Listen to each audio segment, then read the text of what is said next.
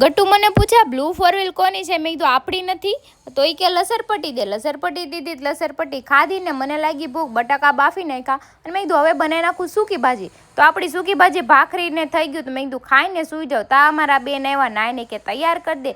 માસૂમ દેખાય છે પણ છે ને બહુ તોફાની છે. પછી ટેબલ ફેન મૂકી દીધો અને ગટ્ટુ જો હા, અને મારે જવાનું હતું ઓપનિંગમાં. હું હરીને વાટ જોતી હતી પણ એ આવ્યા ને એની વગર મને મજા ન આવે કે જવાની, પણ જવું પડે એવું હતું.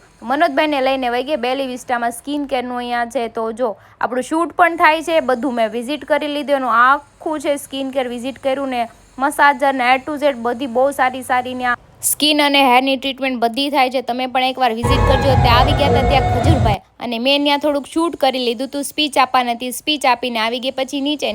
અને આ બેલી વિસ્ટા છે ને મોટા વરાછામાં યમુના ચોક આવેલું છે. તમે પણ એકવાર જરૂરથી વિઝિટ કરજો ને. ખજૂરભાઈની સ્પીચ છે ને બહુ સારી હતી ને લાલાભાઈ પણ એન્ટરટેનમેન્ટ સારું કરાવતા હતા.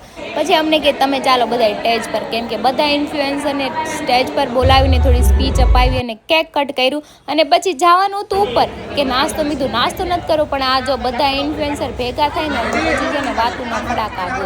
અને ગટ્ટુના ફોન આવતા હતા તો આવી ગઈ સીધી ઘરે. તો બનાવવાનું હતું જમવાનું. મેં હરીને ભાગાભાઈને કીધું હેલ્પ કરાવો તો જ જમવાનું બનશે. તમારા ઘરવાળાને તમારા ફ્રેન્ડ તમને હેલ્પ કરાવે છે કે નહીં?